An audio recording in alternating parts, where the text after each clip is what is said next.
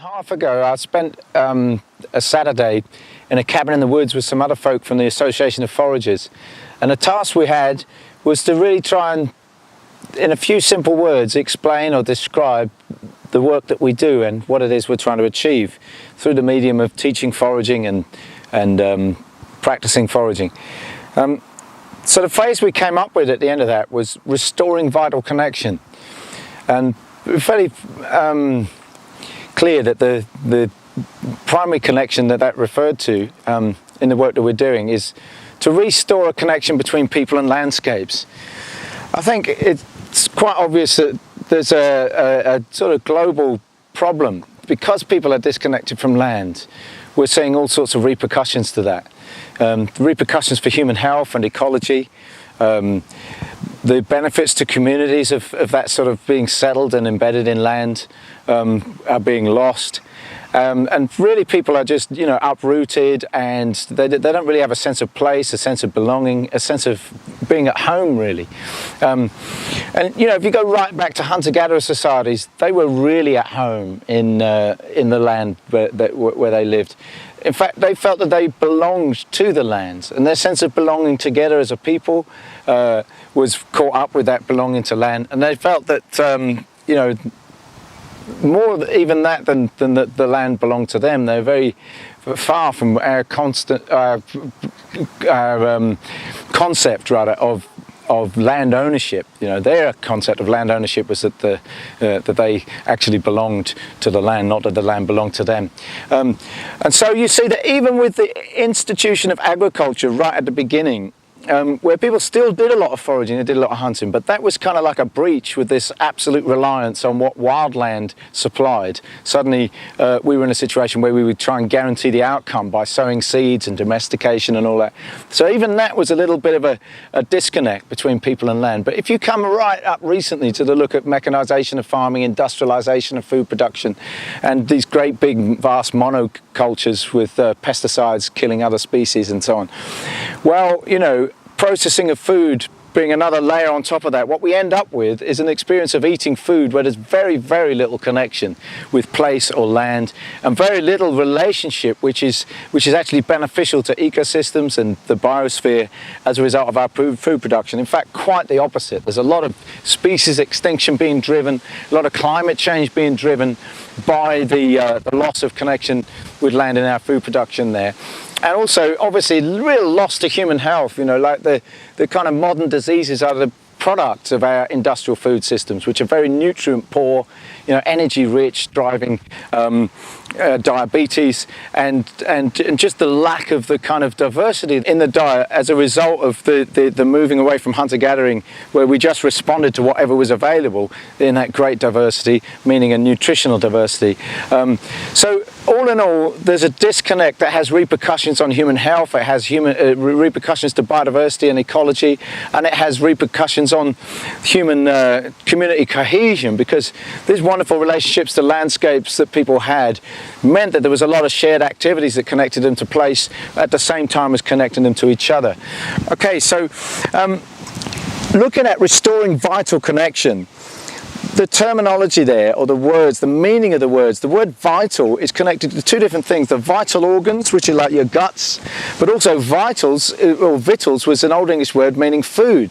So I think that's fascinating. There's a sort of gut-wrenching connection, a deeply moving connection, that's a vital connection, a life-giving connection, because they're vital organs because they promote life. So life-giving connection, but also vital being the word for food. It means like it's a food connection, because food is essential to life.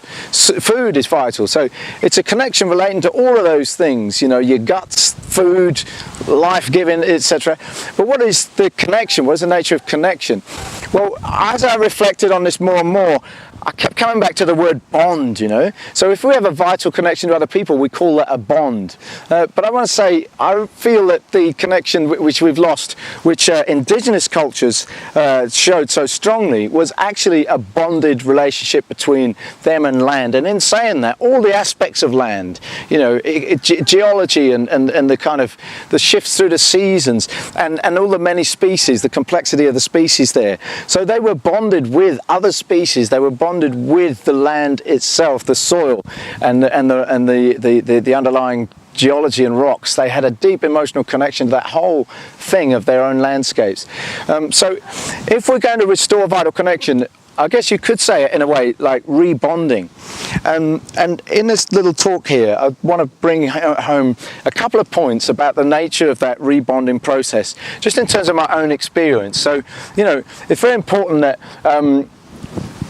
we know what kind of knowledge we're talking about here. I don't want to be generating or imparting to you a kind of knowledge where you just know about something, that kind of intellectual, academic, stand outside and look at it and make clever observations, you know. That's not what this is about. So the knowledge that I'm trying to talk about here is a kind of knowledge as union. Now that's the nature of this bonding, is to know. Okay, so what we're talking about is, in restoring vital connection, how do we come back into that kind of union? How do we come back into a kind of knowledge system which is about being vitally engaged, vitally bonded with, vitally in union with. So there's a couple of practical things, and they both relate to seaweeds. So the first one is, so this is a rack species here, or the Latin name is fucus.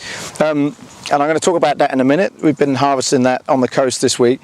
But the first story I want to tell is about another rack species, a slightly different genus, Ascophyllum nodosum, or egg rack.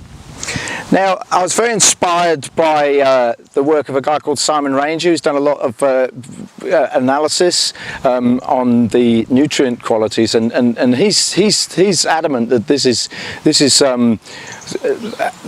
pretty much the best nutrient profile of any species. Amazing list of micronutrients, and he's on a mission to get that into everybody's diet, just a little bit of that rack species every day. And so I started harvesting it myself and working with it, and you know, 2 or 3 times into this cycle of harvesting and processing, I was just handling the seaweed one day and doing this thing of blitzing it down and getting it ready to dry and all this sort of thing. And I realized how familiar this thing was becoming, because I'd done it a couple of times, and how just the touch on the seaweed was becoming like a familiar, friendly thing, like shaking somebody's hand or giving somebody a hug, you know. And I realized I was bonding with that seaweed through the process of handling it, the process of processing. I was becoming, you know, knitted together in a way with my memories and my physical sensations and a practical activity that was being repeated. And I started thinking, okay, so this process of cooking, this process of processing is an activity in which we bond. It's a bit like, you know, often seeing somebody, often talking with somebody. And it made me realize, it started opening up a whole idea about food culture and cooking to me, that the things we do often, for example, chopping an onion, for example, peeling a carrot, for example, making spaghetti bolognese or any other recipe that becomes familiar, or even better, a recipe that's been handed down through your family, which of course spaghetti bolognese would be that for somebody in Italy. That these things are familiar ground where we share space and time with a material, but it's also shared with other people and the experience of eating. It just opened up a whole thing to me, that restoring vital connection must be something to do with culture and food and recipes. So that's the first thing, and then I want to say something about this tooth strap. But before I do, I want to just give an explanation to another train of thought which has really been very essential to thinking about restoring vital connection, and it's the work of a guy called Fred Provenza. And I've got a pre-publication copy of his book here called Nourishment. That's about to be released, I think, in early December. You can pre-order it on Amazon, and I'm hoping you're going to want to after I've said what I'm going to say. So also, maybe a bit longer than a year and a half ago, I was in the British Library just doing some research, and I stumbled across an article by this guy in a journal called Appetite. It had a phrase in it which stuck in my mind. I must say I did not understand intellectually the sense of this sentence, but it just resonated with me so deeply. I just thought, this phrase is really going to change how I see the world. I just had that immediate sense when I read it. I guess I had a sense of vital connection through the phrase. It was this, and I'll say it a couple of times because I'm sure it won't immediately communicate its sense to you any more than it did to me first time. This is the phrase: palates connect animals with landscapes through flavour feedback mechanisms. Let me just say that again. palates connect animals with landscapes through flavour feedback mechanisms. And what Fred went on to say, and what began to shape my thinking about food, is that the tastes that we have in our mouths also go down into our gut. We have taste buds, or the equivalent, in our guts. And also there's a response in different parts of our body when a nutrient goes to the place that it's needed, where the body feels a sense of satisfaction. And it means that if we were able to listen to our bodies, our body would then have that in its kind of repertoire of things it could ask for. What do I mean by ask for? I mean appetite. So what Fred really talks about is that appetite is the body's way of responding to the environment and saying, okay, this is what I need. And then through experience, possibly through instinct as well, but at any rate, we're able to know what we need to eat. Only we've lost that. So here was another really vital piece of the jigsaw puzzle about restoring vital connection. What Fred is talking about in many, many years of deep and rich work that he's done, both as a practical man working with grazing animals, but also as a researcher, he found that animals will seek out exactly the food they need on any given day, and that it changes every day. Their bodies are able to tell them the chemicals that they need, but also to tell them which plants have those chemicals. And so we have what he calls a kind of nutritional wisdom, but it's been cut off by the industrial food system, especially. Probably through agriculture and limiting our diets to fewer plants in the first place, but especially through the more recent use of flavour chemicals to kind of make you think you're eating something sweet when you're not, for example, make you think you're eating something umami when you're not. So potato crisps are full of umami chemicals to make you think you're eating protein, which is what umami signals. I'm obviously going quite fast over this material. We'll hopefully dig a bit deeper into the different parts in another video. So anyway, Fred's saying there's a disconnect between our bodies and landscapes because we no longer have these flavour feedback mechanisms, and we no longer really enter into the relationship between flavour and nutrition. So the point he's making is what we see as just taste, and we kind of maybe even see that as decadent. So I go to a restaurant and go, oh, that's delicious. I think it's just like, you know, the pleasure of sex and drugs and rock and roll, you know. It's got nothing to do with what my body needs. And in fact, we think, oh, here we have these desire for things which is not really good for us. So we think, oh, I shouldn't, you know, I want it, but I shouldn't. What Fred's trying to say, I think, is, you know, when an animal wants something, that's what it needs. So desire and need, there's no discrepancy there. In the order of things where we are vitally connected to landscapes, we don't have to choose between what we want and what we need. What we want is what we need, and appetite tells us what we need. So how do we get back there? Well, now I get back to my story with the tooth track. I was down on the beach on the Isle of Thanet with a guy called Dan Saladino, who you may know as the presenter of the food program. Well, we're doing a thing there for the Ark of Taste about seaweeds, and so Dan had me wandering around finding the seaweeds and letting him taste them. But of course, you know, I'm joining in too. And you know what? I realised we've been harvesting these seaweeds from the same place for about 12 years now, maybe longer than that, for a long time. But the work we've done, it's really been very practical. So what I've been trying to do is find out what's out there, where is it, how much is there, how best to harvest it, who are the chefs that might want to use it. It's all logistics, and then we do that and we get it to them.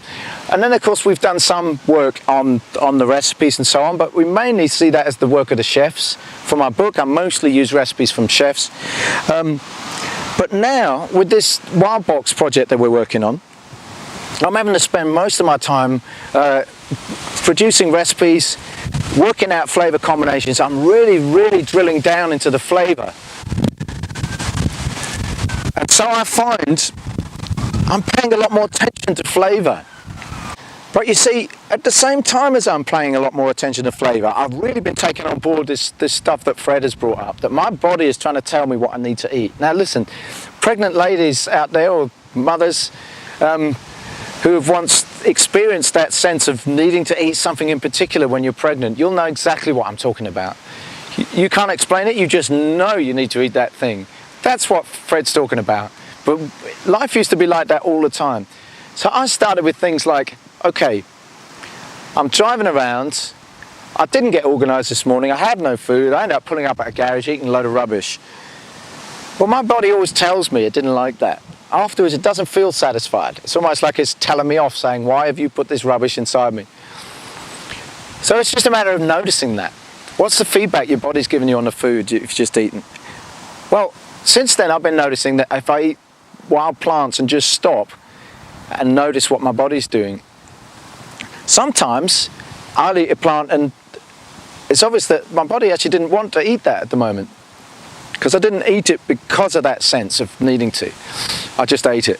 Other times I eat something and I can just feel a rush of like thank you from my body.